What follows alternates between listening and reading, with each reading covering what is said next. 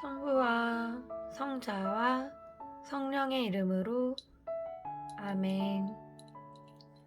오늘 독서 말씀은 히브리서 7장부터 9장까지의 말씀을 봉독하겠습니다. 성서를 읽기 전 기도. 길이요 진리요 생명이신 스승 예수 그리스도님, 저희가 성 바오로 사도와 교회의 정신으로 당신 사랑의 숭고한 지식을 깨닫게 하소서. 당신의 성령을 보내시어 당신이 설교한 것을 저희에게 가르치고 깨우쳐 주소서. 아멘.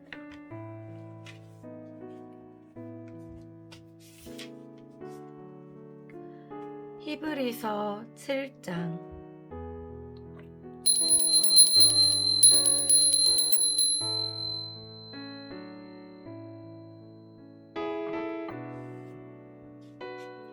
멜기ጼ덱의 사제직. 7장 1절에서 10절. 이 멜기ጼ덱은 살렘 임금이며 지극히 높으신 하느님의 사제로서 여러 임금을 무찌르고 돌아오는 아브라함을 만나 그에게 축복하셨습니다. 그리고 아브라함은 모든 것의 10분의 1을 그에게 나누어 주었습니다. 먼저 그의 이름은 정의의 임금이라는 뜻입니다. 그는 또한 살렘의 임금, 곧 평화의 임금이었습니다. 그는 아버지도 없고 어머니도 없으며 족보도 없고 생애의 시작도 끝도 없는 이로서 하느님의 아들을 닮아 언제까지나 사제로 남아 있습니다. 그가 얼마나 위대한지 생각해 보십시오. 선조 아브라함도 가장 좋은 전리품에서 10분의 1을 그에게 바쳤습니다. 레위 자손 가운데에서 사제직을 맡은 이들에게는 율법에 따라 백성에게서 11조를 거두는 규정이 있었습니다. 백성 역시 그들의 형제로서 같은 아브라함의 소생인데도 그렇습니다. 그런데 멜기ጼ덱은 그들의 족보에 들지 않았으면서도 아브라함에게서 11조를 받았고 약속을 받은 그에게 축복해 주었습니다. 따질 것도 없이 축복은 아랫사람이 윗사람에게서 받는 것입니다. 그리고 한쪽에서는 언젠가 죽을 인간들이 11조를 받고 다른 쪽에서는 아직도 살아있다고 성경에서 증언하는 이가 그것을 받았습니다. 이를테면 11조를 받는 레위도 아브라함을 통하여 11조를 바친 셈입니다. 멜기ጼ덱이 아브라함을 만났을 때 레위가 자기 조상의 몸속에 있었기 때문입니다. 멜기ጼ덱과 같은 대사제. 7장 11절에서 28절. 백성은 레위의 사제직을 바탕으로 율법을 받았는데 만일 그 사제직으로 완전성에 이를 수 있었다면 아론과 같은 사제를 임명하지 않고 멜키ጼ덱과 같은 다른 사제를 세울 필요가 어디 있었겠습니까? 사제직이 변하면 율법에도 반드시 변화가 생기기 마련입니다. 여기에서 말하는 분은 다른 지파에 속하신 분으로서 그 지파에서는 아무도 제단에서 직무를 수행한 적이 없습니다. 우리의 주님께서 유다 지파에서 나오신 것은 명확합니다. 그런데 모세는 사제들에 관하여 말할 때에 이 지파를 언급한 적이 없습니다. 멜기ጼ덱과 닮은 다른 사제께서 나오시면 더 분명해집니다. 그분께서는 육적인 혈통과 관련된 율법 규정이 아니라 불멸하는 생명의 힘에 따라 사제가 되셨습니다. 너는 멜키ጼ덱과 같이 영원한 사제다 하고 성경에서 증언하기 때문입니다. 예전의 규정은 무력하고 무익하기 때문에 폐지되었습니다. 사실 율법은 아무것도 완전하게 하지 못하였습니다. 그러나 더 나은 희망이 주어져 우리는 그것을 통하여 하느님께 다가갑니다. 이 일은 하느님의 맹세 없이 이루어진 것이 아닙니다. 다른 이들은 하느님의 맹세 없이 사제가 되었습니다. 그러나 그분께서는 주님께서 맹세하시고 뉘우치지 않으시리이다. 너는 영원한 사제다. 라고 하였듯이 그분께 말씀하신 분의 맹세로 사제가 되셨습니다. 그러한 만큼 예수님께서는 더 나은 계약을 보증해 주시는 분이 되셨습니다.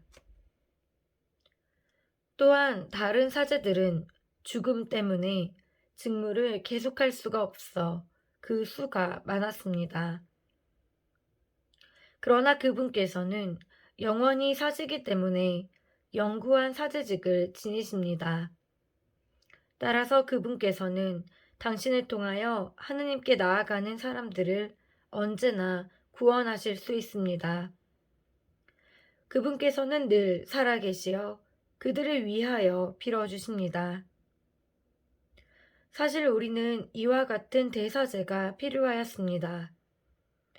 거룩하시고 순수하시고 순결하시고 죄인들과 떨어져 계시며 하늘보다 더 높으신 분이 되신 대사제이십니다. 그분께서는 다른 대사제들처럼 날마다 먼저 자기 죄 때문에 제물을 바치고 그 다음으로 백성의 죄 때문에 제물을 바칠 필요가 없으십니다. 당신 자신을 바치실 때에 이 일을 단 한 번에 다 이루신 것입니다. 율법은 약점을 지닌 사람들을 대사제로 세우지만 율법 다음에 이루어진 맹세의 그 말씀은 영원히 완전하게 되신 아드님을 대사제로 세웁니다. 히브리서 8장.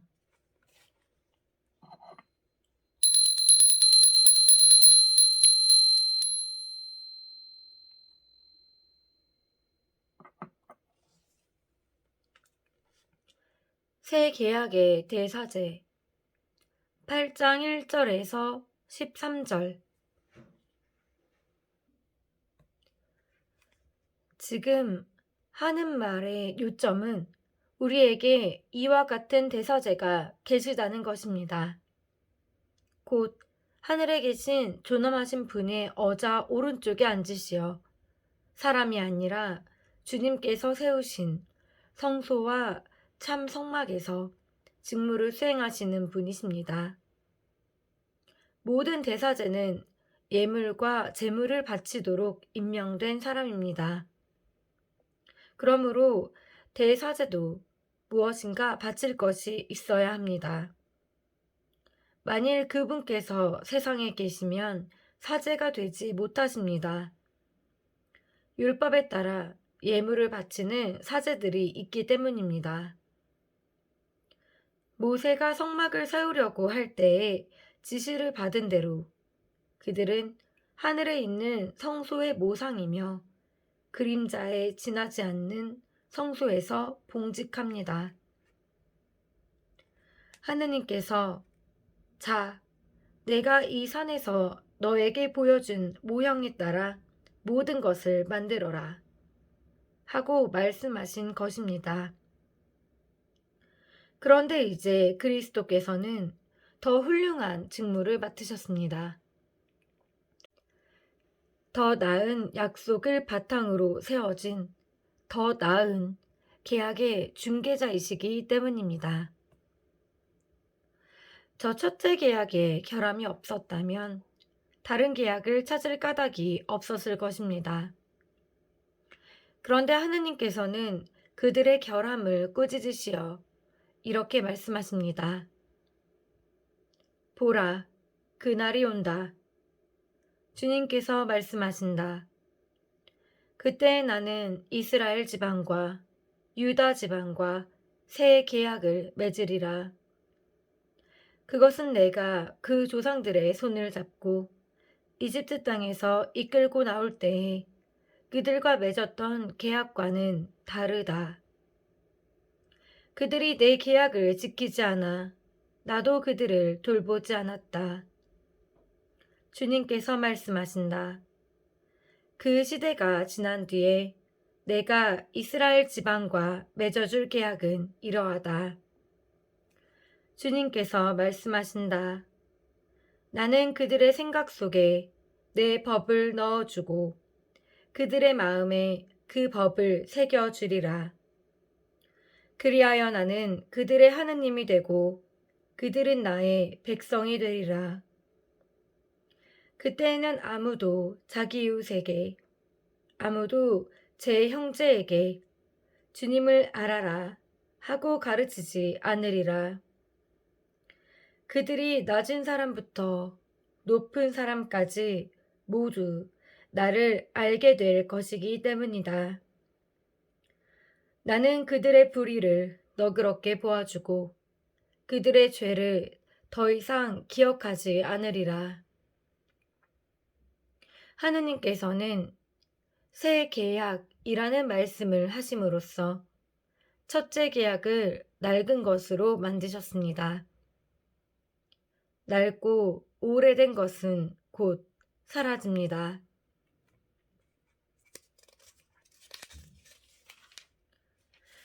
히브리서 9장.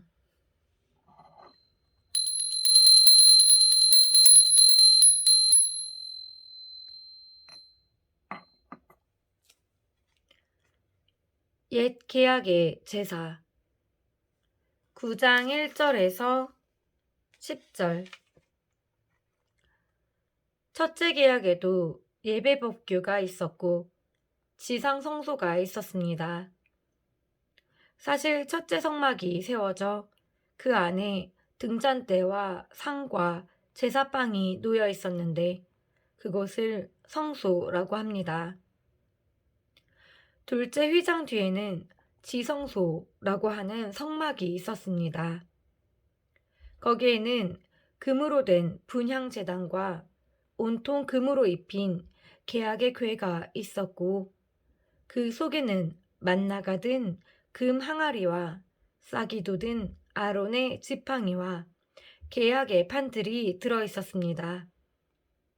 그리고 궤 위에는 영광의 커룹들이 속죄판을 덮고 있었습니다. 지금은 이런 것들을 자세히 말할 때가 아닙니다. 이러한 것들을 갖춘 뒤 사제들은 언제나 첫째 성막으로 들어가 예배를 집전합니다. 둘째 성막에는 대사제만 1년에 단 한 번 들어가는데 그때에는 반드시 자기와 백성이 모르고 지은 죄 때문에 바치는 피를 가지고 들어갑니다. 이로써 첫째 성막이 서 있는 동안에는 아직 성소로 들어가는 길이 드러나지 않았음을 성령께서 보여주시는 것입니다. 이는 현 시대를 가리키는 상징입니다. 예물과 제물을 바치기는 하지만 그것들이 예배하는 이의 양심을 완전하게 해주지는 못합니다. 먹는 것과 마시는 것과 몸을 씻는 여러 가지 예식과 관련될 뿐입니다. 이 모든 것은 새 질서의 시대가 시작될 때까지만 부과된 외적인 법규일 따름입니다. 새 계약의 제사. 9장 11절에서 28절. 그러나 그리스도께서는 이미 이루어진 좋은 것들을 주관하시는 대사제로 오셨습니다. 그분께서는 사람 손으로 만들지 않은, 곧 이 피조물에 속하지 않는 더 훌륭하고 더 완전한 성막으로 들어가셨습니다. 염소와 송아지의 피가 아니라 당신의 피를 가지고 단 한 번 성소로 들어가시어 영원한 해방을 얻으셨습니다. 염소와 황소의 피, 그리고 더러워진 사람들에게 뿌리는 암송아지의 죄가 그들을 거룩하게 하여 그 몸을 깨끗하게 한다면, 하물며 영원한 영을 통하여 흠없는 당신 자신을 하느님께 바치신 그리스도의 피는 우리의 양심을 죽음의 행실에서 얼마나 더 깨끗하게 하여 살아계신 하느님을 섬기게 할 수 있겠습니까? 그러므로 그리스도께서는 새 계약의 중개자이십니다. 첫째 계약 아래에서 저지른 범죄로부터 사람들을 속량하시려고 그분께서 돌아가시어 부르심을 받은 이들이 약속된 영원한 상속 재산을 받게 해주셨기 때문입니다. 유언이 있는 곳에서는 유언자의 죽음이 확인되어야 합니다. 유언은 사람이 죽었을 때에야 유효한 것으로 유언자가 살아있을 때에는 효력이 없습니다. 사실은 첫째 계약도 피 없이 시작된 것이 아닙니다. 모세는 율법에 따라 온 백성에게 모든 계명을 선포하고 나서 물과 주홍 양털과 우슬초와 함께 송아지와 염소의 피를 가져다가 계약의 책과 온 백성에게 뿌리며 이는 하느님께서 너희에게 명령하신 계약의 피다 하고 말하였습니다. 그리고 성막과 의식에 쓰이는 모든 기물에도 같은 방식으로 피를 뿌리셨습니다. 율법에 따르면 거의 모든 것이 피로 깨끗해지고 피를 쏟지 않고서는 죄의 용서가 이루어지지 않습니다. 그러므로 하늘에 있는 것을 본뜬 모상들은 이러한 의식으로 깨끗하게 할 필요가 있었습니다. 그러나 하늘의 것들은 그보다 나은 제물이 필요하였습니다. 그리스도께서는 참 성소의 모조품에 지나지 않는 곳에, 곧 사람의 손으로 만든 성소에 들어가지 않으셨습니다. 이제 우리를 위하여 하느님 앞에 나타나시려고 바로 하늘에 들어가신 것입니다. 대사제가 해마다 다른 생물의 피를 가지고 성소에 들어가듯이 당신 자신을 여러 번 바치시려고 들어가신 것이 아닙니다. 만일 그렇다면 세상 창조 때부터 여러 번 고난을 받으셔야 했을 것입니다. 그러나 이제 그분께서는 마지막 시대에 당신 자신을 제물로 바쳐 죄를 없애시려고 단 한 번 나타나셨습니다. 사람은 단 한 번 죽게 마련이고 그 뒤에 심판이 이어지듯이 그리스도께서도 많은 사람의 죄를 짊어지시려고 단 한 번 당신 자신을 바치셨습니다. 그리고 당신을 고대하는 이들을 구원하시려고 죄와는 상관없이 두 번째로 나타나실 것입니다. 주님의 말씀입니다. 하느님 감사합니다.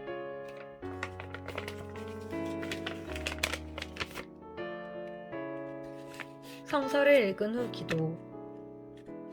주님, 제가 읽은 생명의 말씀대로 살고 전할 수 있도록 이끌어 주시고 언제나 모든 이들과 주님 안에서 평화의 기쁨을 누리게 하소서.